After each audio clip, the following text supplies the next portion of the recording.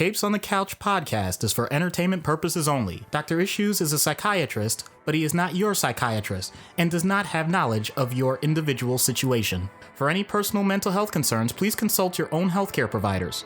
For medical emergencies, please call 911 or the designated number in your area immediately. Remember that you are not alone and help is out there.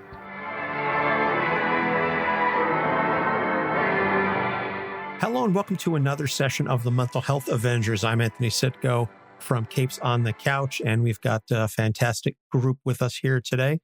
First off, we've got my co-host from Capes on the Couch, Doc Issues. Hey, how's everybody doing? And then from Freudian Sips, we have the wonderful Anna. Hello. It's rough right now. There's a pandemic. Thank you for asking. And then we have two representatives from the fantastic GuardiansMH podcast and organization. First off, we have our token Canadian, Dr. Goku. Hey, everyone. Hopefully everyone's doing well. You would say that, you very, very polite person, you. That's so Canadian of you. It is so Canadian. And then the polar opposite of Canadian from Staten Island, we've got Matt. It is the exact polar opposite. I'll get the accent going in just a little bit. There you go. Hello, everybody. It's a little bit of Jersey, Staten Island friendly rivalry going on. So yes, we are in the middle of the pandemic. We're seeing, I suppose, the second wave, the second spike, as it were. Did we ever leave the first wave truly? I'm not 100% certain, but certain factors and certain portions of the population certainly weren't doing us any favors. I'll just leave it at that. Yeah. We here in the province that I'm from have been rather sheltered or lucky for the pandemic. We had another spike, was it beginning of October, that put my city back into orange, and another city back into orange, where one person went out and came back, never self-quarantined, and then that infection, I think, infected almost like 100 people. Oh, sweet baby James. That is... That's... I know sharing is caring, but not when it comes to this. No, and I know my numbers here are like nothing compared to some of the other countries. I guess that's why I'm saying that we've been rather sheltered. So we've been rather fortunate. Yeah, New Jersey we're on the uptick again, but we are nowhere near as bad as we were in, say, April. March, April, May. That was the worst of it. Now we're still seeing about 2,000 cases a day, though, which is rough. Yep, I have the New Jersey Hospital Association numbers in my work emails to prove it. It's definitely better than earlier this year. But having said that, it still gets a little scary because we don't want to go right back into that lockdown that we had before. I don't know many people that can mentally take it. And working on an inpatient psych unit, it's amazing how the phrase, wear your mask, is now something that can incite riots. Yeah, agreed. New York is very similar. We're not as bad, at least if I can speak for the 5 boroughs. We're not as bad as we were at the beginning, but as clusters have seemed to form, and lovely Staten Island's got a couple of clusters as well, too, so there's a little bit of an uptick. Staten Island got to ruin everything for everybody else. It's true. Listen, I'm a Brooklyn boy at native, so I'm going to agree with every diss that you have for Staten Island. Fair enough. So the purpose of this session and the topic for the Avengers today is something that I think we've certainly seen a lot more over the last couple of years in terms of discussion and resources being put towards it, but it's obviously still a major problem. and that is mental health in the criminal justice system, particularly as it relates to prisoners. And I did a little bit of digging, and I came up with, I found some statistics. Overall, approximately 20% of inmates in jails and 15% of inmates in state prisons are estimated to have a serious mental illness, basically schizophrenia, schizoaffective disorder, bipolar, major depression, or brief psychotic disorder. And that is based on like 2014 numbers. So I can only imagine how much worse, how much more the number has grown since then. And that is just an incredibly large number that I'm not even a mental health professional, and I'm not comfortable with that. Furthermore, in prison, more than 50% of those who were medicated for mental health conditions at admission did not receive pharmacotherapy in prison. So the problem is twofold. One, we are jailing individuals who have mental health disorders. And then when they're in jail, they're not receiving proper treatment, which is going to increase both the severity of their disorder, and also, frankly, it's going to increase the potential for recidivism. So I know I'm just sort of throwing this out there. That's a major, major problem. But I'm going to turn first to Doc Issues, because I know that he works in an inpatient unit and I'm sure, can speak further about his own background and history. But Doc, I think you, out of all of us, have the most experience with this. Why don't you just give us a little bit of a breakdown as to some of the things that you're seeing in the way that these particular individuals have been handled? I get to see multiple sides to this, because also when I'm working in crisis unit, there are times that patients are incarcerated, either pending release or about to see the judge, and there is the supposition that they're going to be released. And so I get to go to the jail and see them there, and I get to see their facilities. And it reminds me of why my parents told me never to go to jail in the first place. I have a big problem. But then I also see patients who have the background either just coming out or uh, remotely have a history of incarceration. And almost universally, from what I've been told, there's this alter society. It's its own environment where once you get used to it, you don't automatically adapt it to anything else. And I can't imagine saying to someone, once you're in that ecosystem, make sure that when you get released, you continue to function the exact same way. Uh, you don't get a say in anything. Everything is predetermined. And on top of that, it's already been established that you've quote unquote done something that is not appropriate for society. And now you add that layer on top of the idea that most of the people that I'm seeing already had a diagnosis prior to going into the prison system or the jail system. And I'm not exactly sure I've seen anyone tell me otherwise. They Many of them look at all forms of any similarities, including my hospital, as the worst thing imaginable. So I have trouble establishing rapport with patients on that level, because that's what I do on a daily basis now. I don't have an outpatient arm. So this is something that really, I'm not even saying I have answers, but it's just, I get troubled by, at times, the lack of basic humanity when it comes to the idea of treatment. It's severely lacking.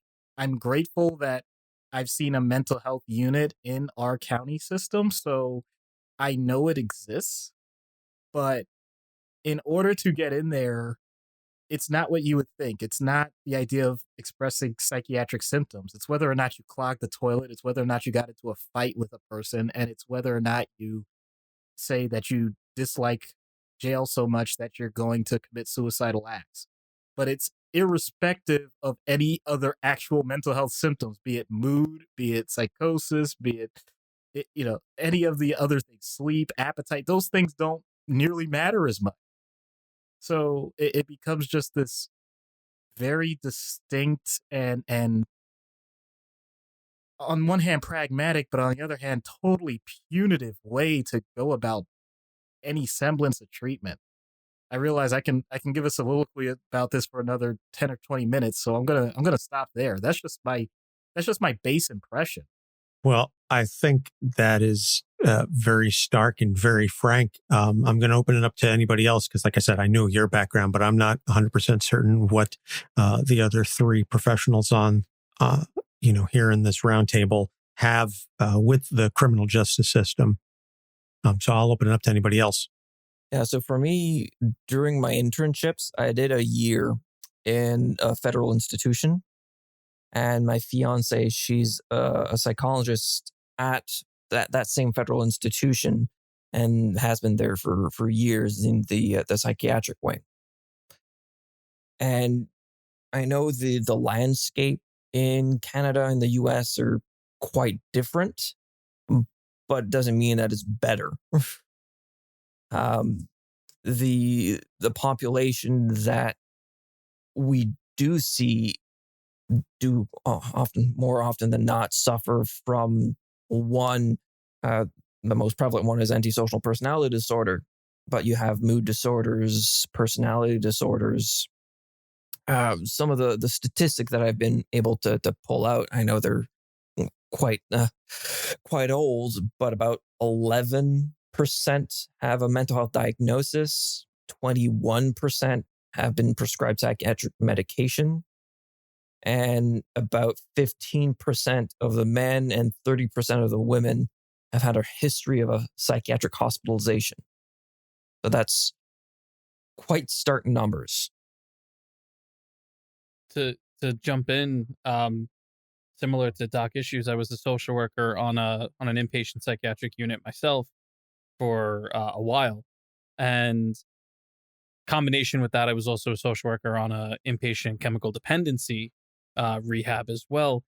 And the populations, while different, unfortunately, there was that commonality of incarceration at one point or another. And they tend to try, at least I can speak for New York, there's that alternative to incarceration to assist with recidivism. I'm going to pronounce that word horrifically wrong. But I hear all the time that there's not help. There's not much help within the actual system. Right? I've had colleagues and friends who worked in various prison systems. Actually, I have a good friend who worked at Rikers for quite some time, and he was very upset. He left, but very upset because his caseload was huge. Couldn't attend the way that he wanted to his caseload because of the severity, because of how large it was. And so unfortunately what happens is when somebody is being released or discharged, even from incarceration, okay, here you go, here's your follow-up appointment, have a good day. There's no bridge. I'll be honest, now my current job working an outpatient, I just got a phone call from a facility upstate. And I think they gave me 2 bits of information and said, okay, cool, the appointment's Friday. Great, have a good day. And hung up. I don't blame them. I blame the system, and I blame that they have 70 other people that they're trying to work with. But that, again, is the difficulty. What should be happening, I think, in systems is not. It's very difficult when there's not that much support. What you mentioned there, Matt, is so true. So here in Canada, there are a couple phases within a release. So you have your SR, which is your statutory release, which is at 2/3 of your sentence. And then you have your WED, which is your warrant expiry date, where that's the end of your sentence. If you do obtain parole with your SR, what happens is you do have access to resources, halfway houses, to social services within the federal jurisdiction for that allotted time. As soon as you reach your wed, or if you get detained and then get released at your wed, you're out the door and you have nothing. Yeah. And resources like halfway houses, while they are there, don't get me wrong, they're not prevalent anymore. Unfortunately, halfway houses are either maxed out, or halfway houses became residential living. Halfway houses were designed to be a stepping stone. It was designed to be that middleman, so to speak.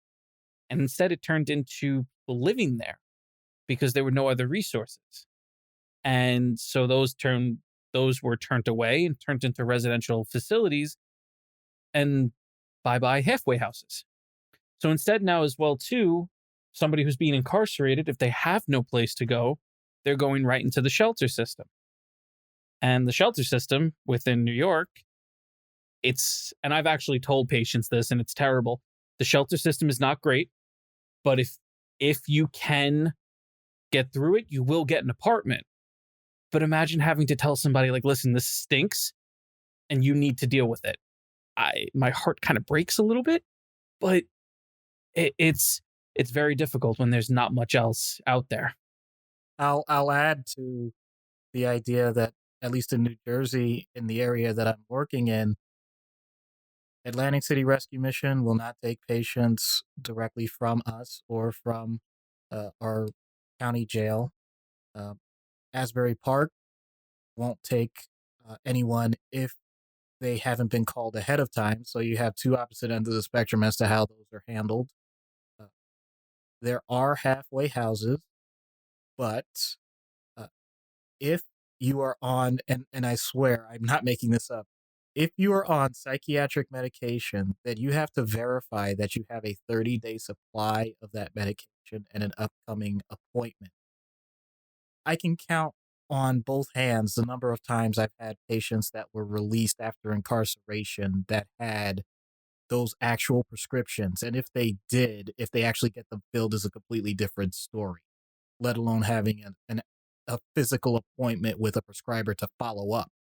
So, as you said, it's very similar to, we can give you some of the information, but we can't verify that any of the actual steps are going to happen.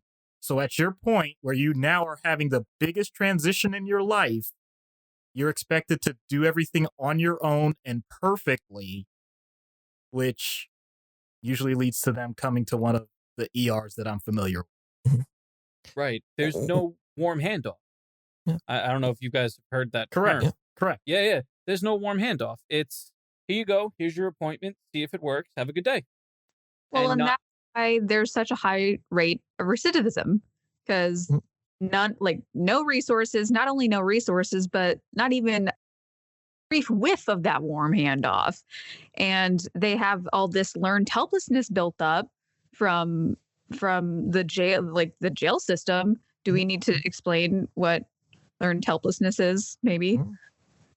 Yeah, it's learned helplessness is basically exactly what it sounds like, that in jail, they have everything structured for them. They are in a aversive environment and it is totally out of their control. And so they go back to their life where they're supposed to be in control of everything, and they don't have the skills to do that at that moment.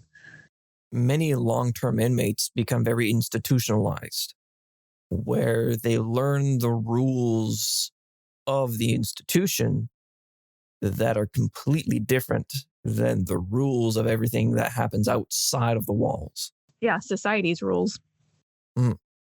Right.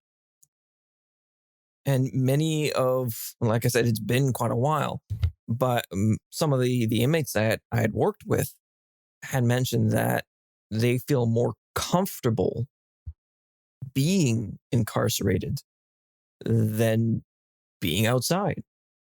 Yeah. Because they know familiar when they're going to get fed. They know when things are going to happen. Mm-hmm.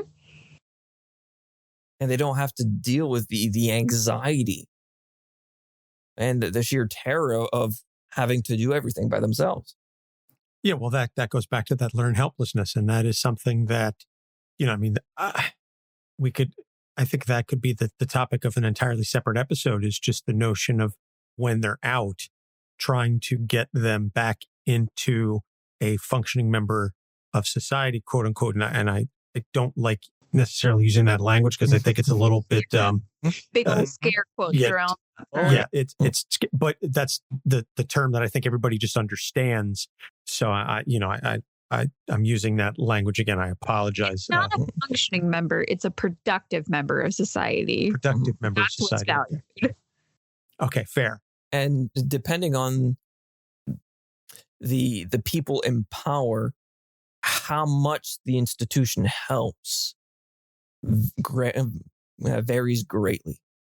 Because I remember when I was there was a great program we had.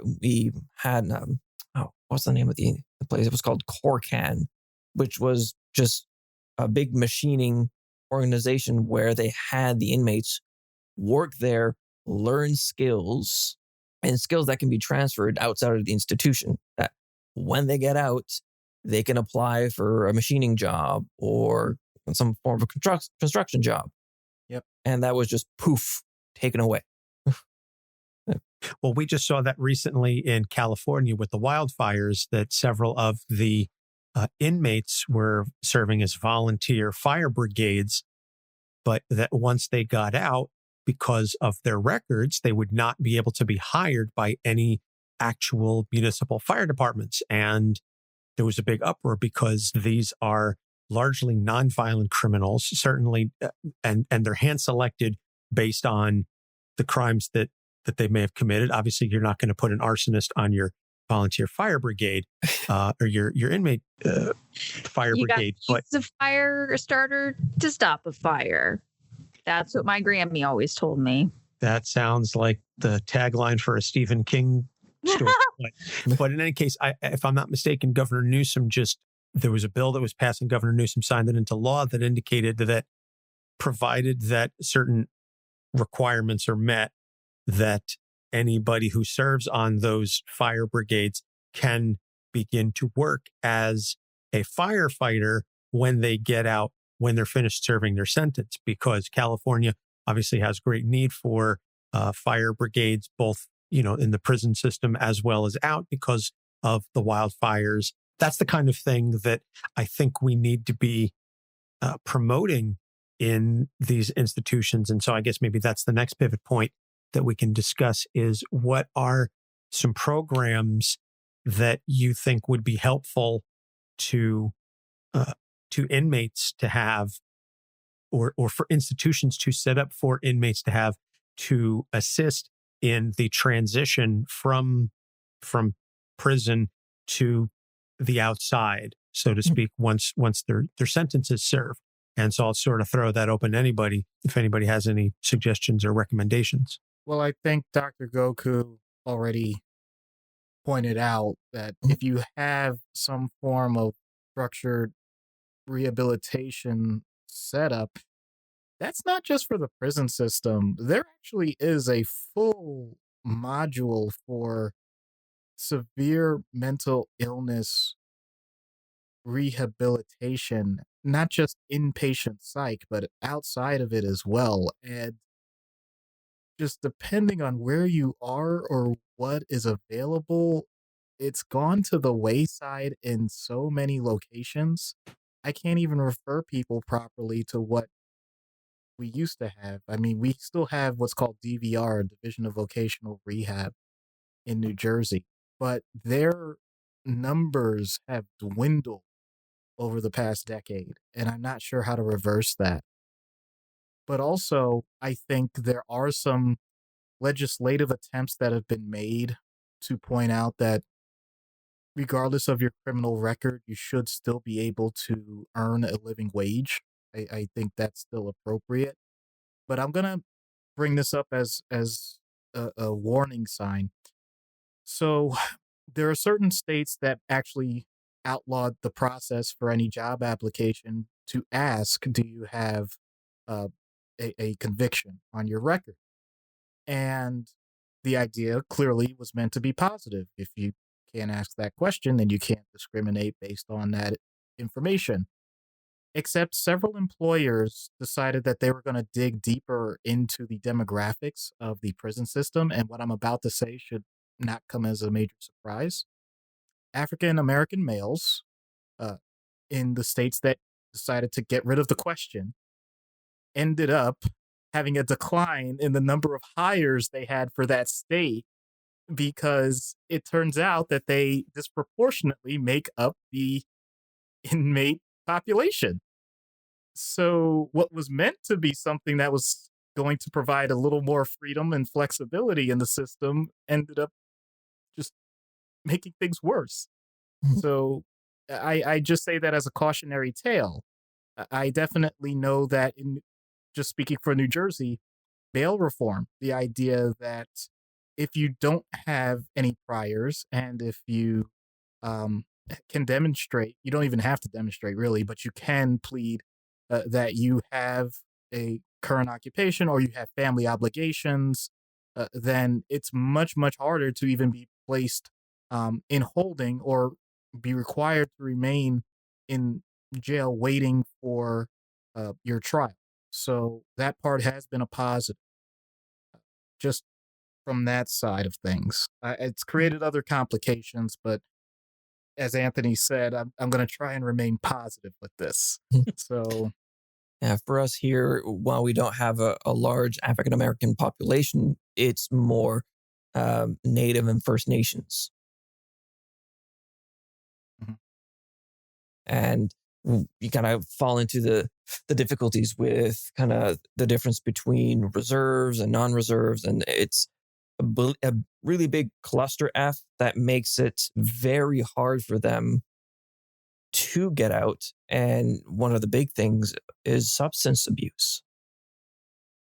Most of, if not the grand majority of the inmates I had dealt with had substance abuse issues, or it be from alcohol or from drugs. And I know we've instaured or trying to install a program here for safe injection sites within the institutions. And it's causing an uproar of you should not be giving inmates the right to inject. There should be no drugs at all. The whole point of it is drugs will get into the institutions whether it's there or not. Yeah. As long as you try to keep them out, it will get in. It will get in with needles. And the problem that happens there is the transmission of HIV, AIDS, hepatitis, the dangers for correctional officers. And I'm going to get a lot of flack from my correctional officers. I work a lot with them in terms of my private practice, where they're very much against this program of having this safe injection site.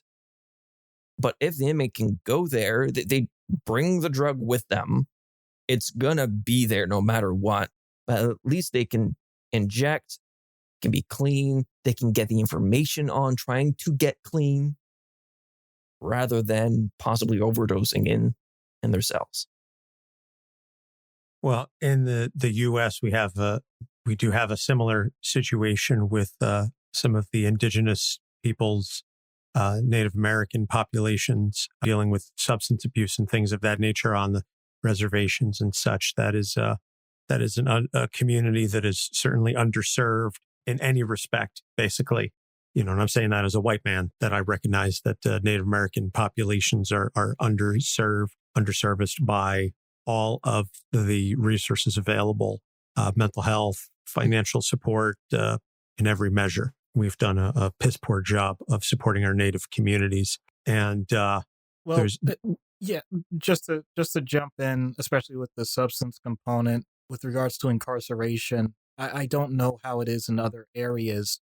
I've seen such a wide breadth of responses and nothing consistent.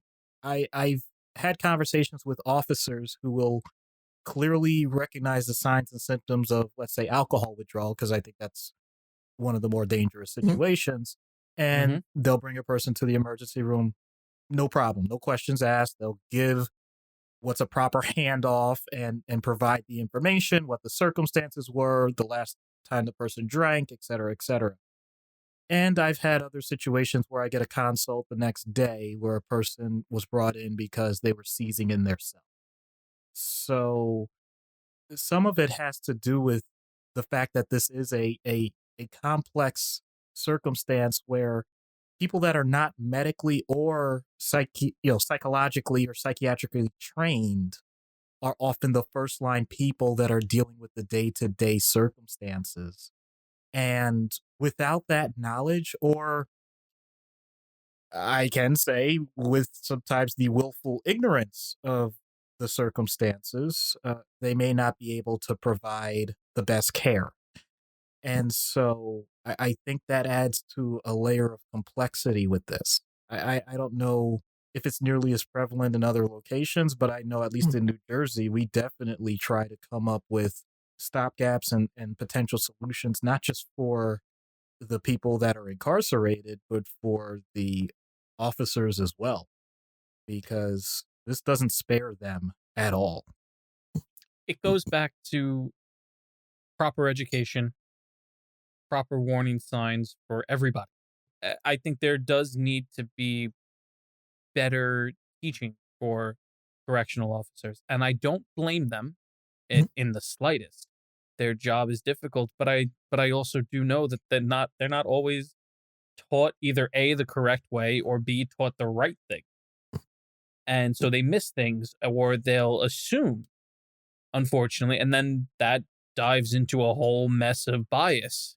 Your assumption is depending on your opinions, your beliefs, and once you throw that into the mix, excuse the language, all hell breaks loose. And that's really what I feel needs to be done a little bit better. What's being done and what I've seen, and I've dealt with more once they leave, not necessarily while they're inside, but once they leave, there are programs. Staten Island has a great one, and I'll say it publicly because they're awesome. Project Hospitality. You guys may have heard of them in Jersey as well, too. Yes. Okay. They're awesome. They have a fantastic program for those who are recently released from prison. They have a great program. They're assigned a case manager. If they need shelter, Project Hospitality has a shelter. They're able to provide them with services in-house. So that is kind of what we need more so. And it exists in other areas. Project Hospitality is not the only one. It exists in other areas. But again, we fall into, and I don't mean to be negative, and I'm sorry, but we fall into the underfunded and we fall into the underutilized. Yeah. So, and that's ultimately what happens. Negativity. It's calling out that there's parts of the system that are not good. Yeah. But New what Jersey you mentioned, Matt. Sorry, I just wanted to say, like, as an equivalent, New Jersey does have justice involved services for counseling that also involves pretrial intervention. So the idea of getting it before it gets to the point of being incarcerated can also be a great way to approach it. So yeah, these things do exist. I'm sorry. Yeah, I was going to say that's certainly something that would help is getting these people assistance before they enter the prison system, because as we all know, once you are tagged with that label of felon or you were in prison, there is a stigma that is associated with that, on top of the stigma that's associated with mental health. And that's something that, Doc and I discuss on our show all the time, is trying to remove that stigma and discuss it. But if you are suffering from a severe mental illness and you're in prison, that is a twofer that is very, very difficult to shake. And it's I would say very almost impossible to become, as we say, a productive member of society once you are released. And that's why I think it's important for the pretrial intervention. What I was going to pivot to next is the statistics that I referenced earlier, is that so many individuals, so many inmates with severe mental disorders are not being properly treated and or medicated while they're in there. And I know that there's risks, because you certainly don't want to create a situation where there's potential for abuse. But what are some of the things that we can do to increase the likelihood that these inmates are being properly treated including potential medication.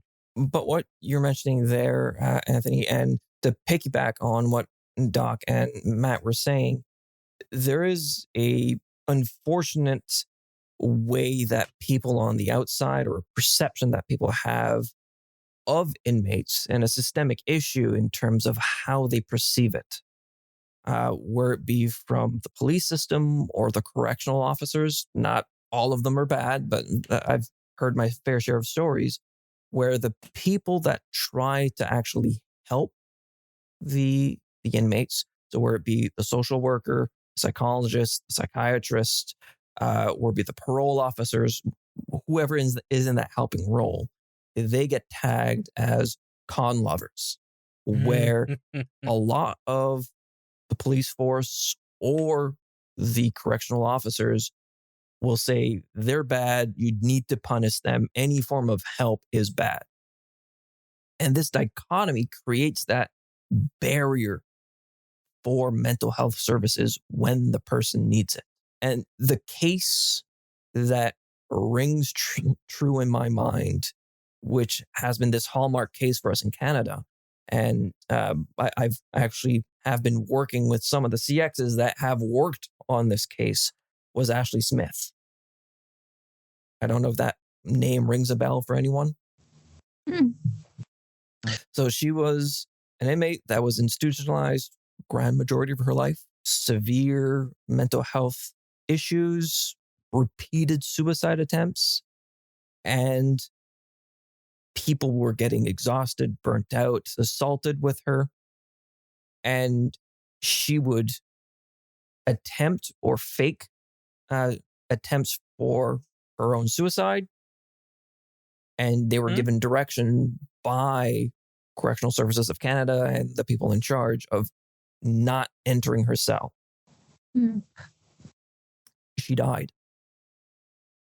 And the people that were blamed. Punishment is don't help her. She needed help, but the institutions weren't able to give her what she really needed. And it unfortunately ultimately killed her. Well, that's what happens when you have a system built on the punishment piece that you mentioned instead of the reform piece that it should be focused on, where it's just like put them somewhere and then hope for the best, maybe let them out every once in a while instead of like actually trying to get them help. Yeah, because she was in, if I remember correctly, I may be mistaking some of the details, but she was in SEG. And we know that people segregated don't do well. Certainly, if you're dealing with severe mental health issues, it was just a recipe for disaster. Well, and that's not even thinking about or talking about the people that maybe didn't struggle with mental health primarily when they went into the system. And by the time they come out of the system, that's sure a piece that they're dealing with now. I have dealt with several people who were in the prison system who, they were maybe from a bad family. They were running with a bad crowd, in scare quotes or whatever, and they got into trouble. And then they started down this system of being in the prison system and having that experience. And by the time they come out, there's a lot of trauma that they now have from being in that system. And they're not looked at from a trauma lens. They're looked at from that lens of stigma that we were talking about, where they're bad people and they don't deserve help. In terms of the medication piece, which I know Anthony had brought up, there is no limitation in terms of the ability to medicate. It's a matter of the system and implementation depending on where they are. So I can speak for my firsthand knowledge with the psychiatrist that's contracted with the jail right now. I've been working with him for about 8 or 9 years now. This is the first year that he's working directly with the jail. And I can tell you that, first of all, it's not a full-time position for him. He's doing it, I believe, 1 day a week.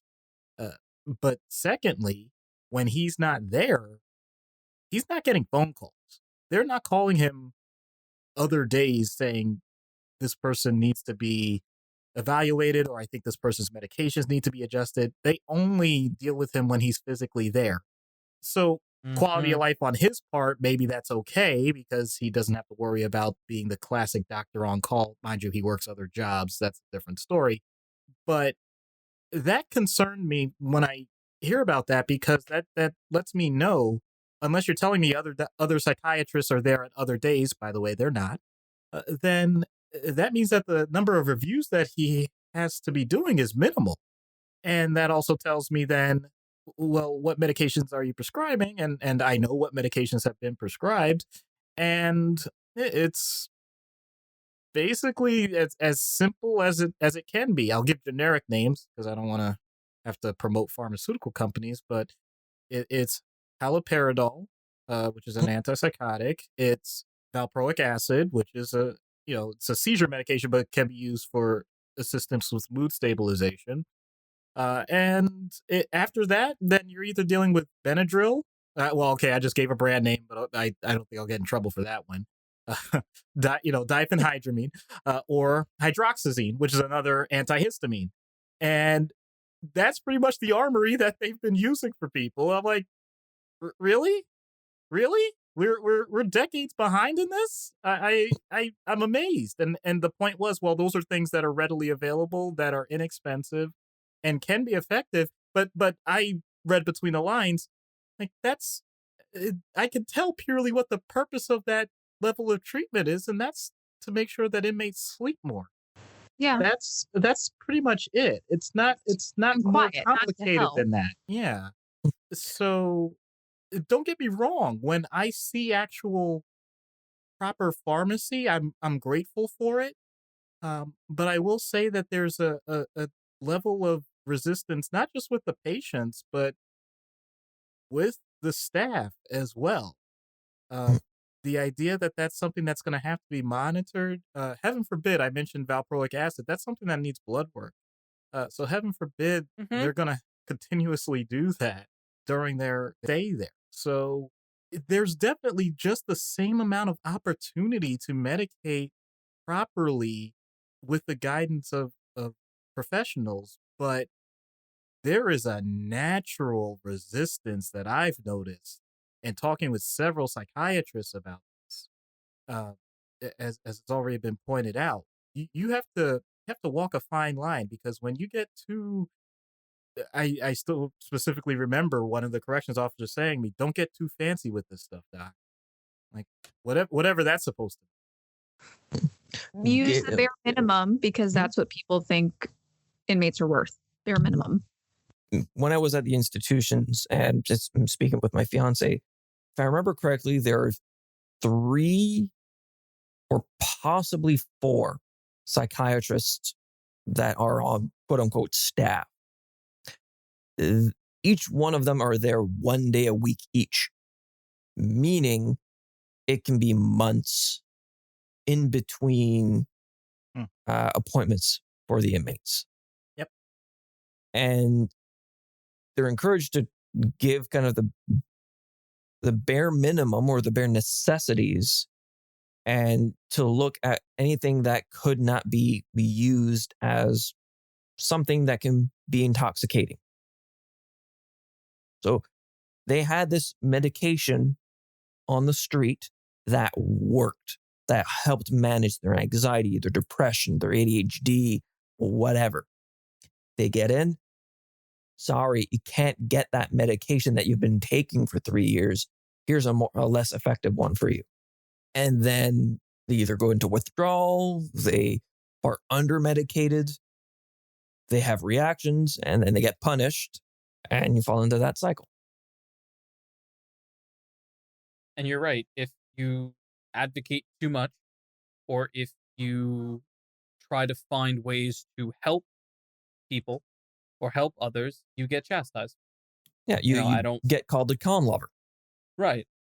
I'm not to take it away from justice system, but working even on an inpatient unit, when I've tried to advocate heavily for patients, I have had doctors, I have had other professionals basically tell me, like, what are you doing? Stop. They're just going to be back here in 2 weeks. And I would say, like, but the The goal is to not have them back in 2 weeks. Yeah. The goal And is maybe to. then we should do something with the system so they won't be back in 2 weeks. Can we do something different? Yep. Right. Instead of just giving, and every medication you said before is exactly what I've heard on an inpatient unit. That's it. And I get angry trying to calm down. I don't want to curse because my whole thing, especially my career in social work started as discharge planning. Right. And so with discharge planning, it was beaten into my head. If they come back in 48 hours, it's on you. Right. So my whole goal was, okay, I took it one step further. Let's just not get to 72 hours so I don't get in trouble. How do we make sure this person does not come back? And at that point, it was on my job was medical. Okay, so you got your primary care doctor. Great. You're going to see Dr. So-and-so the day after you leave here. Here is this appointment. You got your medication. Oh, you can't get your medication? Cool. I'll call CVS. They'll deliver it to you. So on and so forth. I tried to do everything in my power to make sure that you're not coming back. And did it work all the time? No. But at least I can say, I checked off every single box that I knew. The problem is that's not happening within the justice system before and after. Right. Or during. Because you got this thing that's either they don't care, they're not in it to help, and it's just F you got mine, and they're doing the bare minimum. Or you've got the people who actually want to help, and they're so burnt out that sometimes they can't. Right. Mm-hmm. Those are the ones I see in my office. The CXs that I see in my office have been burnt out, traumatized, chastised, you name the adjective, for so long that they almost don't care anymore. They have been. I think that sense of empathy gets drained after a while.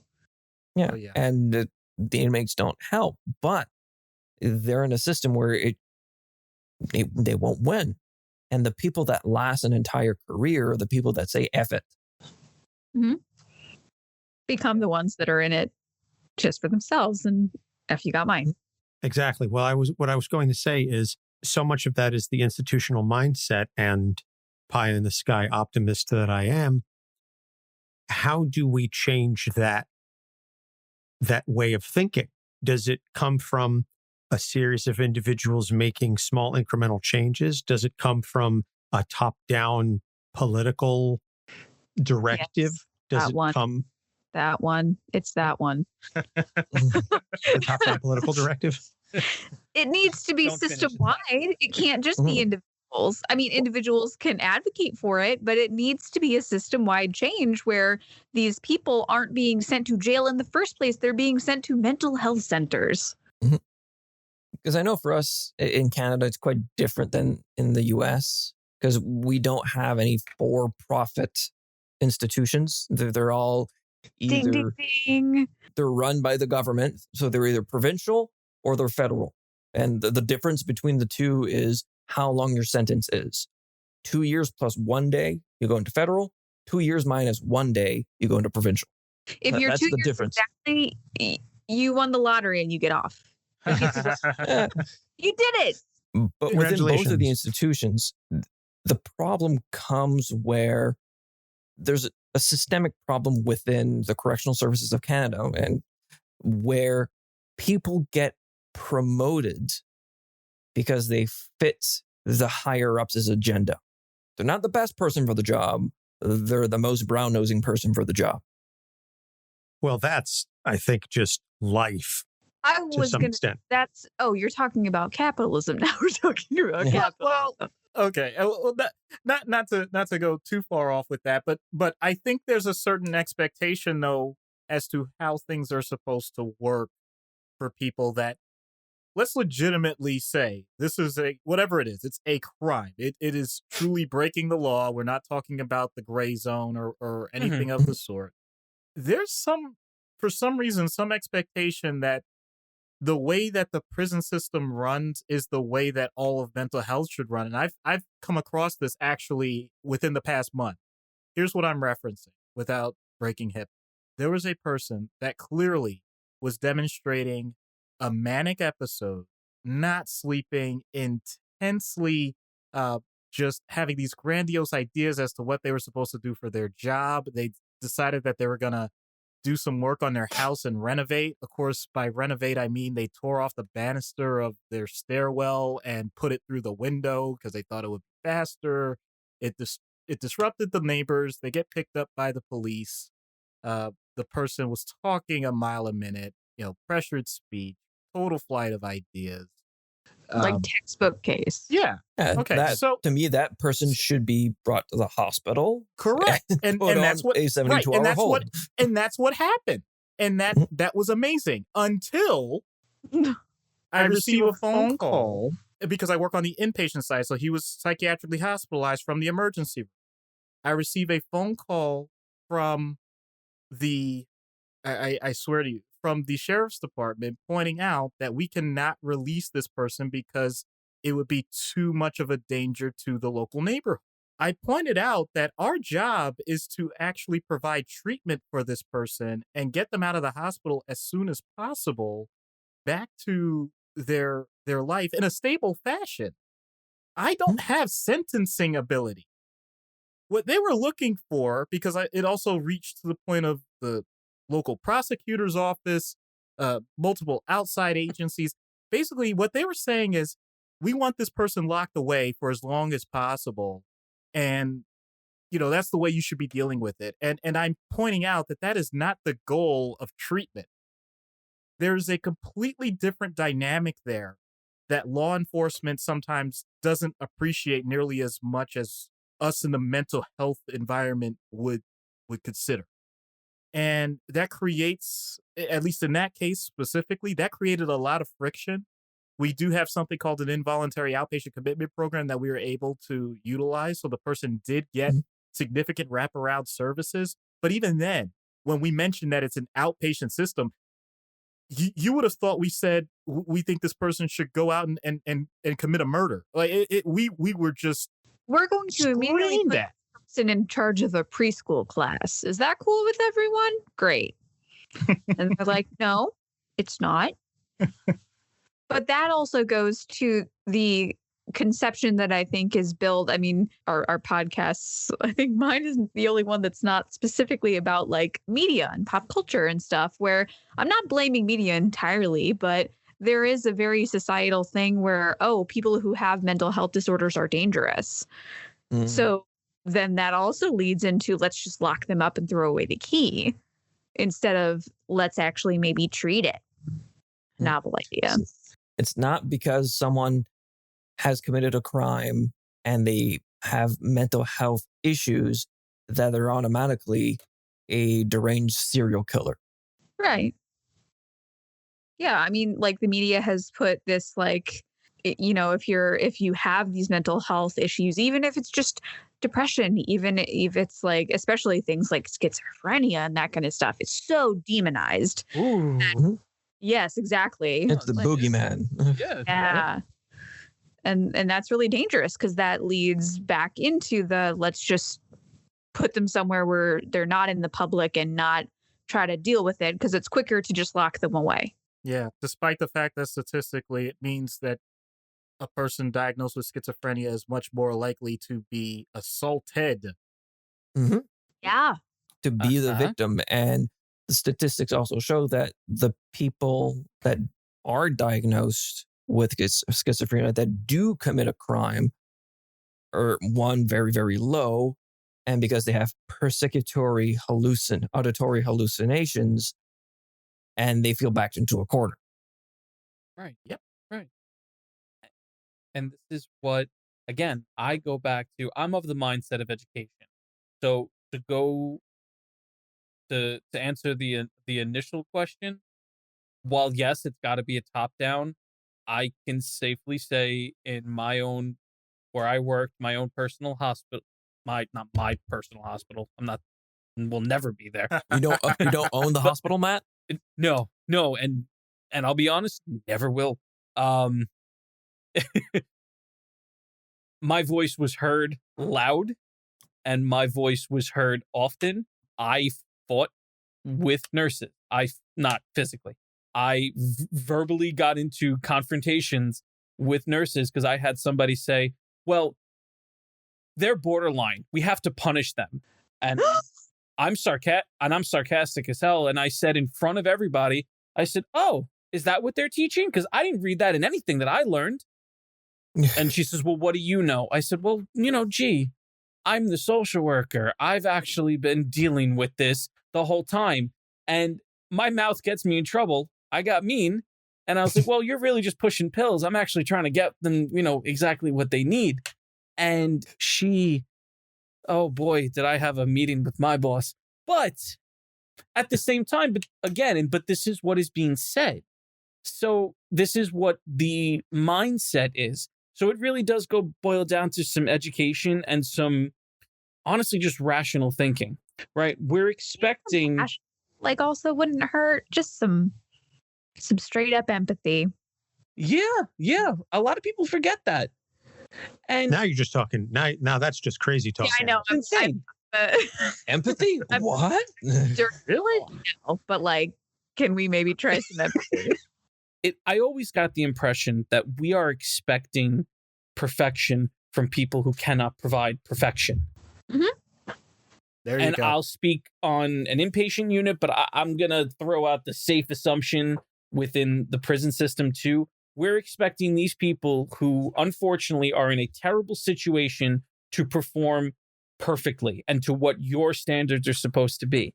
That is not how, it's not going to happen. Preach. Plus that's not how anybody or anything works. Life doesn't work that way. That's not how this works. That's not how any of this works. Yep. You mean to tell me you're expecting the person who was diagnosed and was not treated medically, psychiatrically for schizophrenia to act okay? Wait a minute. We threw you in a box for several years. Why aren't you better? Right. You're expecting that person to come out and be exactly who you want them to be. That's not how it's going to work. You need to give this person time. You need to give this person support. I'm getting angry. Somebody stop me. Yeah. Because it can be boiled down to conform sexual health. Yeah, I'm not arguing that point at all. I think that is so much of what it boils down to. I'm actually reminded of a line from, I think it was Avengers Age of Ultron. Sort of ironic given the Mental Health Avengers, but Ultron says to the Avengers, I think you're confusing peace with quiet. Yes. And that's two completely different things. Yes, because it's true. We think peace is supposed to be quiet, and that's no. We think mental health is supposed to look a certain way, and it doesn't look that way. And we think, scare quote, productive members of society are supposed to look a certain way, and no one looks that way. And so, it's like, well, we're not going to get there, so let's just do the bare minimum and call it a day. And it's in a variety of different circumstances where what happens is insurance companies or the institutions think, here's the bare minimum you should be doing. Mm-hmm. And if they're not better yet, then you're doing it wrong. Yeah. Can you do less than the bare minimum? Maybe that's the problem. Maybe we're doing too much for the bare minimum. Let's get it back. The bare minimum isn't profitable. So we need to do less than that. Because I've had insurance companies say, well, we're going to give you 3 sessions. That should be enough, right? That's barely enough to get a history. And we talked about that in our Age of Access episode, parts 1 and 2, the notion that so many times the insurance companies will pay for 3 sessions and that's it. Like case in point, and in the interest of full disclosure, I finally found a therapist. I will be starting therapy later this month. Yay. Thank you. It's a high time I took my own advice. I've been talking the talk for 2.5 years on the show. It's damn time I got to walk the walk. I'm getting 5 sessions. Now, I don't know that I'm going to get any more than that. I was told when I was going through the screening that they do no more than 10, but at the very least, I'm getting 5 sessions. And my wife said to me, well, what happens when your 5 sessions are up? I said, let me just get through the 5 sessions first, because the really, this is like a poor way to think about it, but I'm just grateful to get the 5 sessions. Like You're like, that's a problem for tomorrow, Anthony. I don't know right now. Well, I mean, listen, I'm at the point now where I described it to my mother today that it's like driving a car through an incredibly dense fog and you have no headlights. Like I am just taking every day, almost hour by hour, like what can I do to get through the end of the day? Because I don't have the ability to forecast that far in advance. Yeah, that takes way too much emotional energy to think about what I don't have the spoons for that. Let me just deal with what's directly in front of me. Yeah. So I can only imagine what it's like for, saying that you get the 3 sessions. Well, then you have to do the best you can with those 3 sessions. And that's assuming they have insurance. Most of the people that come out do not have private insurance. Mm-hmm. And while I'll talk up the Canadian healthcare system all day, every day, mental health is just still keep bragging about it. is still to be needed inside that system where we do have free community mental health. But those services are so overburdened that if you're a moderate to low need, you're going to wait 3 years. Right. Yeah. In 3 years, that person's going to be back in the institution. Yeah. Or worse. Right. I think this ties together well as a whole. Much of mental health treatment ultimately comes down to relationships. Mhm. Whether it's doctor, patient, counselor, client, whatever that direct relationship is, that's the thing that ends up being the crux of a person getting better. And when that is interfered with, when that is crippled, bastardized, just made to be this cookie cutter.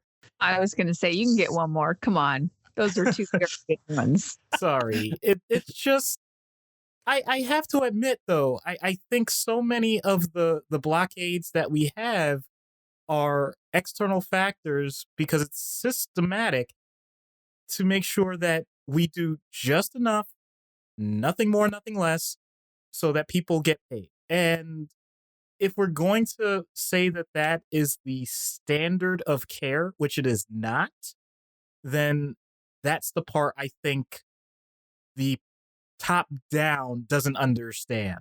They're not aware of it. I don't think they have the knowledge base to even come close to understanding the things that we're talking about. I hope that I am wrong about that, by the way. I don't think you are, though. No, and I think it's You're either definitely not wrong. They truly don't know. They're truly that disconnected, or they're very aware and that's not something they're motivated to fix. Well, that goes back to the old saying, are you stupid or are you corrupt? Yeah. Yeah, honestly. Sometimes both. Oh, yes. It's definitely. Yeah. Let's Moving on, so we don't trouble. So And quiet because we're not going to say it. We can't go down this avenue. it's screaming at us in giant orange letters. But we won't say it. Stop. So what I will say, You know where I live, right, Anthony? Oh, I know. Yeah. I'm not gonna be alive tomorrow. what I will say then is, maybe that's what organizations then to sort of bring it back around. Then what organizations are there, and you all are the professionals. So I'll leave this, as an open-ended question to you. What organizations are out there that can help with these sorts of things? And what resources do they need to fight to get these changes, the ball rolling on some of these changes? Is it donations? Do they need volunteers? Do they need advocacy? What does it take? Who are the organizations and what does it take for them to start making these changes? Because it's not going to come from us, the 5 of us. But if we can reach our listeners and say, listen, these are the folks that need help. These are the people fighting the good fight. Help them so that they can help others. That's kind of why we're the Avengers is, so we can help spread that message. I mentioned one already, Project Hospitality within Staten Island, at least, has a great program. The other one that I will shout out, and I'm biased because I used to work for them as my internship, Institute for Community Living, ICL. They service all of New York, all 5 boroughs, and they provide fantastic, amazing services for those coming out of the prison system. They have great residential and community supports for everyone. What these organizations need, and there's many more, don't get me wrong, those are just the 2 that are coming right off the top of my head. If you give me like 5 more minutes, I can name a lot. But what all of these organizations need is community support, community understanding of what these programs do, and good old-fashioned money. They need dollars. They need backing from city. They need more support from city grants to continue to provide the service, to continue to do the job that they need to do, and just to have more people to support them. What I will say, this will be my final negative thing, I swear. During COVID, what I saw was a decrease in behavioral health services within where I live. It was the first thing to get cut. If I didn't leave my job, I would have been laid off within 2 weeks after I left my job, because they shut down the program that I was working with. And that's not going to help any situation. That's not going to help the recidivism rate. That's not going to help the incarceration rate. That's not going to help anything. That's going to hinder it. So that's why I go back to education. And it's my favorite intervention is psychoeducation, because it is so needed. Because we need to be able to explain why these are important, why the city should care, why the state should care, and frankly, why we should all care. Thank you for coming to my TED Talk. Well said. So now that you open up that Pandora's box, so in New Jersey, for every county, Justice Involved Services is the proper name for it, or also known as jail diversion. Either way, it can be with the local community health centers. Some of them are directly affiliated. Some of them have their own broken off branch, whatever the case may be for each county. The thing that I'm going to say, because seriously, Matt, I don't know I don't know why you decided to pick my brain, but you did. So working on an inpatient psych unit during this COVID pandemic, when most of the local outpatient providers just simply weren't able to meet the needs and decided to do some telepsych, which was good, but did not meet what severely mentally ill people needed at the time, it definitely boosted our inpatient psych numbers. That's not a good thing. We actually converted part of our voluntary unit to involuntary because that's how many we had. At one point, it was 75% of our hospital when it used to be about half and half. In addition to that, our state hospital system had their own COVID outbreaks, which limited the number of beds there. So people that needed long-term treatment were not able to access that. So let me get this straight. We can't refer people to outpatient services. We can't refer people to longer-term hospital services. I guess we're stuck in the middle at full capacity with pretty much no other alternatives, not to mention the idea that family support is highly limited because many people either were still quarantining or simply figured now is a time to cut bait and just disappear from that person's life. So, yeah, this has definitely been eye-opening for me. Like I said, I'll give credit to bail reform, where I do see situations where I think people would have been incarcerated that have not and have been given proper treatment. So I think there is some improvement there. But once again, that education piece has to be huge because we're not going to be a jail substitute. In addition to that, though, I'll say on the other end, I don't know if this is outside of New Jersey. I apologize for my ignorance, but there is a counseling system called Cop to Cop. It is trained police officers and other officers and first responders. They've expanded. Yes. That includes people that, especially in crisis times, are able to seek out help with people that can definitely understand in the trenches what it's like. And I'm saying that purely for the informational piece because I don't directly work with the agency that first started that, which is totally fine. And that's something else that I think people need to understand about this. Because sometimes I wonder, like, do people think we have some sort of agenda? Is there anything else going on? For me, not at all. Like, in theory, what I'm saying right now could quote unquote lose me money because I should be, using my real name and advertising my employer and doing all sorts of things. But no, that's not the point of this. The point of this is there are a lot of people that are struggling way more than they should simply because the system is kind of set up so scattered. So if that's the case, I want to give as much random information as I can. Totally. It's very frustrating when you look at a system that has the resources to be providing help and services, and it's just not being utilized. It's not a revenue problem, it's a spending problem. Yeah.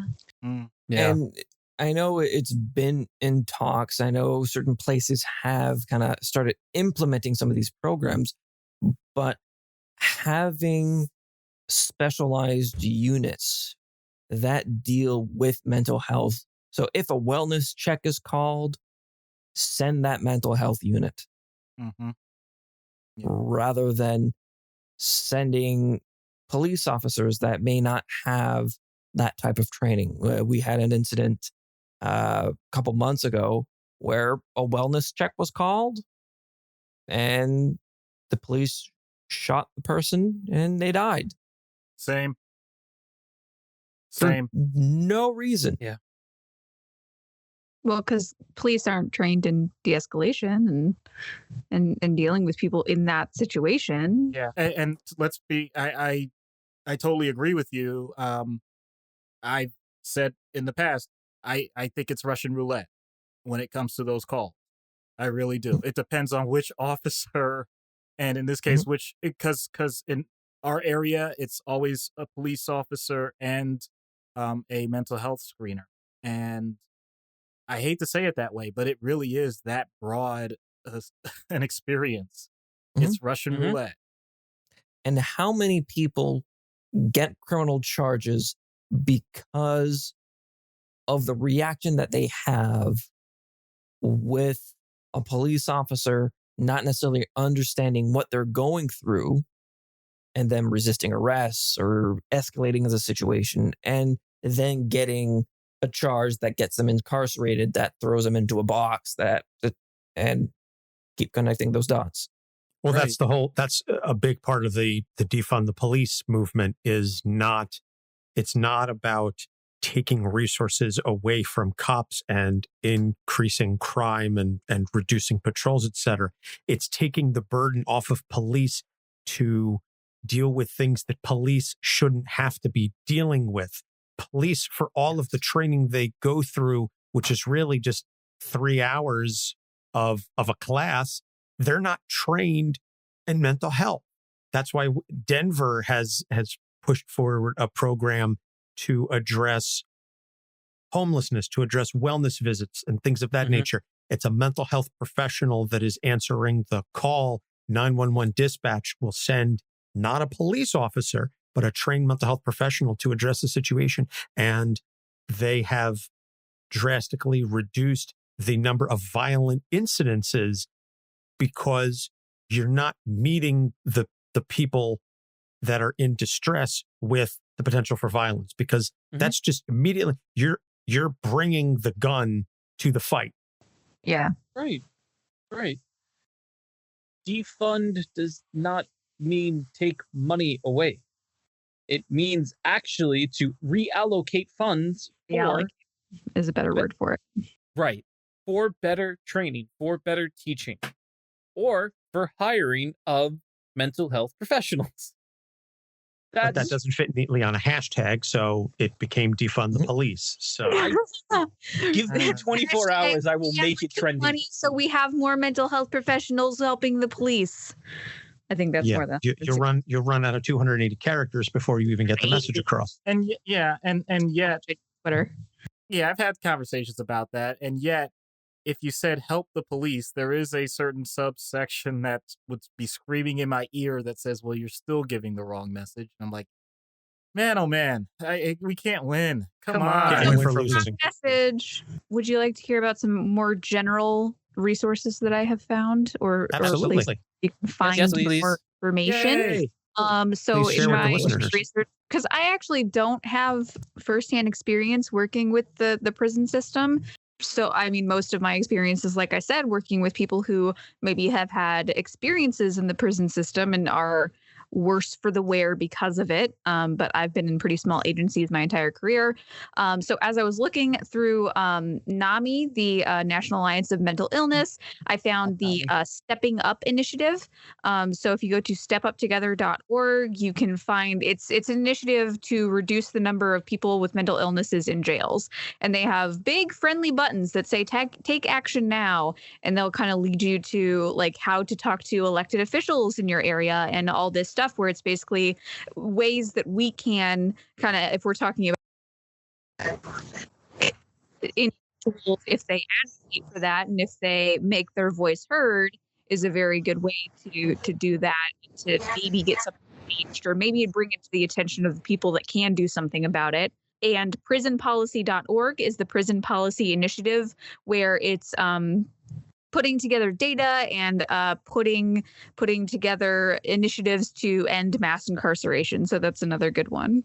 I did see the link to the Stepping Up initiative on the NAMI website. That was one of the things that I had come across in my research for this episode. So thank you, Anna, for bringing that up. You're welcome. Beat me to it. Well, I think that's going to about wrap it up. I mean, obviously, this is a topic that we could go on ad nauseum about, but I think we've scratched. We started to at least scratch the surface, and maybe, hopefully, if we can, at least slightly nauseous by now. Well, I was going to say is if we can poke and prod our listeners on our respective shows to maybe open up their pocketbooks or make a phone call and just again get the ball rolling in their respective areas and spheres of influence. That's what this ultimately comes down to, is all of us banding together to reach people that we would not be able to necessarily speak to one-on-one, but using our platform for something greater, using our platform for the bigger message. And hopefully if we can begin to get the ball rolling at least a little bit, I know of at least one person that I'm going to be calling who I need to talk to about some political stuff on a separate but unrelated matter. But I'm going to bring this up and I'm going to say, listen, while I got you on the phone, let me bend your ear about this and see what you can do to assist this, because I think that this particular individual might be very receptive to some of these initiatives.